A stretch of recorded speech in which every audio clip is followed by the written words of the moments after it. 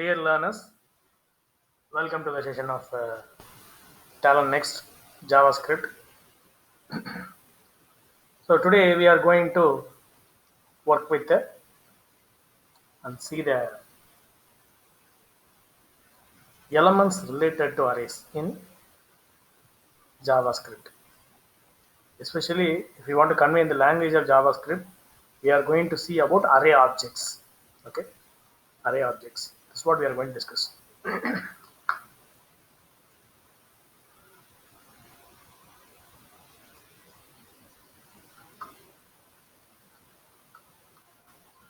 So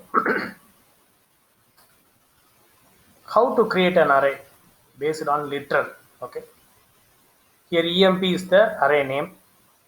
We have passed three strings using a for loop. I am iterating the array. So condition is being checked with emp.length, array name dot length. Length is the built-in identifier which could help us to traverse till the end of the list. So that will retrieve the size of the array. And I am printing those values using emp_file br tag, which help me to when it is going to display in the browser. For every new line, I will get a string. So that's a simple way of creating array in JavaScript. Second, another way. So instead of initializing statically, the second way of thing is dynamically I could able to allocate the memory as well as I could able to assign the corresponding locations with the string values. That's what I am doing here. Okay. The difference between previous one and current one is here I have initialized directly inside. Here I am creating a variable that could be mapped with my array class, and dynamically memory are allocated for three different strings. So the same way that I will iterate the elements and I will print those values, right? So this is the second way of creating the array in JavaScript. Third way, how can I create Java or JavaScript array using constructor? Okay, so here you could be able to see the default constructor of array in this array, capital A RRAY. This is the default constructor. Here we are passing the parameterized constructor. The parameters are nothing but the strings that I am going to pass over there. Okay, this is also a way, a variable, array variable, which is equal to dynamic allocating the memory using the keyword new. Array is the built-in class. Passing arguments, I am passing three strings. As usual, iterating the for loop to print the values in the array. Right? So these are all the three ways that I could able to perform array creation. Directly initializing, memory allocation, and initializing using constructor and initializing. So these are the three ways arrays can be created in JavaScript. So next we are going to see, likewise we have created an array. What are all the built-in operations are available over on the array? Okay, so what are all the built-in methods which are available in the array class? That's what we are going to see, right? So this is the first one, concat. So you know about that. I could able to combine two arrays. Okay, so I have array 1 and array 2. Array 1 have 3 elements, array 2 have 3 elements. So when I'm going to use the concat, it is ready to combine both the arrays and give me a single array which consists of 6 elements. That's it. So it will print C, C++, Python, Java, JavaScript, Android as a single array. Right? So that is the result of, that is the value of my result that will be printed. Next, entries.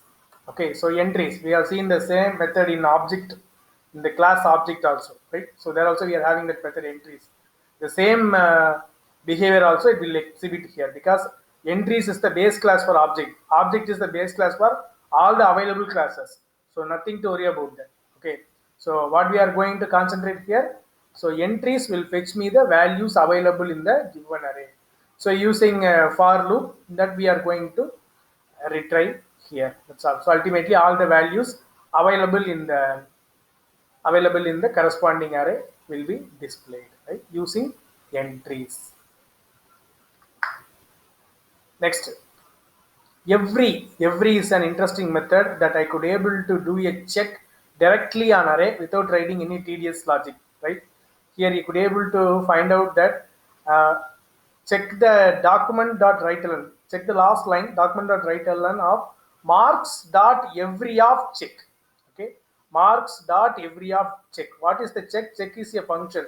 So I'm going to pass all the values in available in the array. Okay, first I will pass 50, 50 greater than 30, condition true. 40 greater than 30, condition true. 45 greater than 30, condition true. 37 greater than 30, condition true. Whenever I'm going to make the condition that it is not going to obey, it will return me false. Okay, that's what being returned over there. It is ready to iterate. I have not used any iterative control structure here. Simply using the method every, I could able to use a function, and in that function I am passing an array as a argument. I have checked it and I have find it out this thing, right? So depending upon our condition, the resultant value will be there, right? So that's the idea. You could able to still customize this program to retrieve it in a proper way. Next one is flat. What is meant by flat? So here you could able to see some subarrays are there. A, B, C, D is a subarray. So what does flat will do? It will combine those things and it will give you as a single array, right? So ARR have a main array with a subarray. After using the method ARR.flat, what will happen? Ultimately, everything will be converted. Okay, new ARR will have A, B, C, D as a single contiguous elements in the array, new ARR. That's all. Next, flat map, right? This flat map method is used to that I could able to, it could be like our lambda expression, what we'll be seeing in Python, right? I am having an array which consists of 2, 4, 6, 8. Check the method ARR.flat map of every element which tends to x bar 2. So what it will retrieve? So it is ready to retrieve. Every element will be divided by 2, and finally it will give me the result. So I will get 1, 2, 3 and 4. Okay, each element available in the array will be divided by 2. So if I want to perform such a type of operations, and again I have to create a new array, in that case I have to use this flat map method. Next, fill. Okay, fill. What is the purpose of this fill method? So it is ready to fill this given value available in the array, right? So it will add this value available in the array. So already we have 3 elements, 4th element will be added over there. Next, JavaScript array from, right? The ultimate idea of this from method that is very, very important. See where we are using from, where ARR equal to array dot from of I have passed a string. String is nothing but collection of characters. This alternate is a character array, right? What is the purpose of this from method is it will convert a string into array. That means string will be converted into a character array. If I want to process anything on a particular sentence, that will be converted into corresponding characters. Then only while iterating I could able to perform operations. Filter. Okay, so what's the difference between every and filter? So filter will ready to give me the results, right? Less than 30, what are all the numbers are there? Sorry, greater than 30, only those values will be retrieved. That's all. That is the filter. So except 20, all the values will be retrieved as a result. That is the role of filter function. Next, find. Okay, so find function also could be used like our lambda function. So I could able to find and retrieve what are all the elements greater than 20, right? So it will retrieve me the corresponding result. Find index. I could able to find out the elements which are greater than 20 available in which position. Okay, greater than 20. Okay, which position it could able to find out. The first element position will be fetched over here, right? So I could able to get for 22. Next, for each. So for each is nothing but whenever I am going to use homogeneous type of elements, this for each will be useful. No need to write any tedious logic like for the normal syntax of for I equal to initialization, condition checking, I plus plus, again body of the loop. So this for each is a very simple mechanism to display the values. Just I am going to only traversing the elements from source to destination from 0 to n. In that case, Without checking condition, I'm going to visit all the elements available in the given array. In that case, I have to use for each. Okay. So ultimately, it will fetch all the elements available in the array. So it will print C, C++, Python. Next, includes. Okay. To check whether the given string is available there or not, or to check whether the given element is available there or not. So ultimately, it will return the Boolean value true because AngularJS is the first element available in the array ARR. So it is like a pattern matching, right? So pattern matching will work for string. Includes will work for the individual elements available in the array to check whether the given string is present in the array or not. Index of, right? So index of will fetch me the corresponding position of the element given in the array. So for C++, I will get the first position 0, 1. So 1 will be the answer. That is the position that it will retrieve. Join. Okay, what is the purpose of join? So I have given a separator over that. So that separator or delimiter over that, the delimiter will be added between the strings and it will produce a result. So I will get the result like this.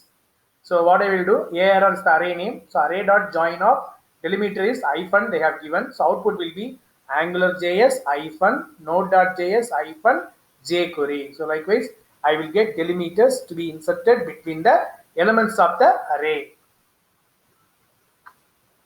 Next one is keys. It is like that we have what we have associated with the dictionary in Python. The same way it is ready to generate me the locations of the corresponding thing without any logic, without any hashing. So likewise, simply it is ready to generate me the locations for the elements. For MON it will generate 0. For TUE it will generate 1. For WUE it will generate 2. So likewise, so on. So finally I could able to display both values and keys.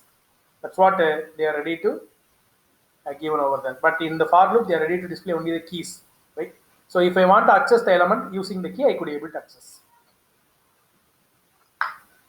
Last index of, suppose a string is repeated or an element is repeated in the array, I could able to find out the last occurrence of the corresponding element in the given array. So for C++, it had appeared twice.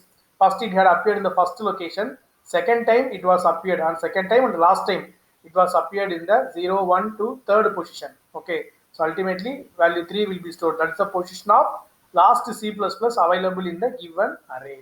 So last index of will do the job. Reverse, right? So normally we'll write some code fragment to do this job, but this reverse built-in method will completely reverse the elements given in the array. So what it will reverse? So given array is AngularJS, Node.js, jQuery. When I'm going to apply rev, a variable equal to arr.reverse, when I'm going to print a rev, it will display the things from the reverse. jQuery, Node.js, AngularJS. That would be the output of reverse. Next. Shift, right? What is the usage of this shift? It will return and remove the first element from the array. Please understand that it will remove from the original array as well as it will return what it had removed. Okay, first element is AngularJS. Now it will be removed from ARR. Now ARR consists of only Node.js and jQuery, right? Shift is having two operations. First operation is removing. Second operation is returning or displaying. We are going to assign it in a variable, right? First operation, AngularJS is removed. Second operation, AngularJS is printed. That's all. That is the job of this shift. It will remove and return the first element in the given array. Next, slice, right? So slice is nothing but so what you have seen in Python, the same thing. Here also it will work. So it is ready to retrieve the position based elements from the given array, right? So what it will ready to retrieve? So AngularJS is in the 0th position, Node.js is in the first position. From that, it is going to retrieve. So ultimately, it will retrieve Node.js. So that is the corresponding data will be retrieved. Okay, sort. So it will perform a normal bubble sort on this. That's it. So I can sort both numerical numbers as well as strings. Both are applicable here. Okay, I could able to perform sort using this. So ultimately I will get 1, 2, 4, 5, 8. an application. I could able to combine sort and reverse. That's what this program has been exhibited for you, right? When you are going to work with these types of the reason to elaborate all these methods in arrays, all these things are available as collections in our Java. That is the reason why.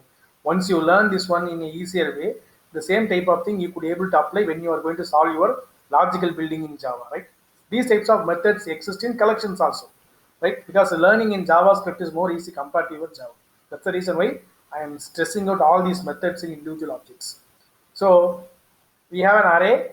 So if I want to sort and reverse, sort means it is going to give in ascending order. Reverse means it's going to give in descending order. That's all.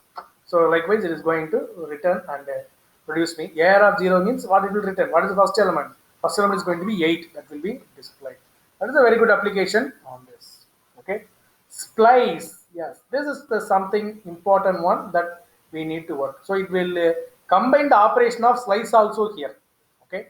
So it consists of two operations that what it will do. You have to understand in a proper way.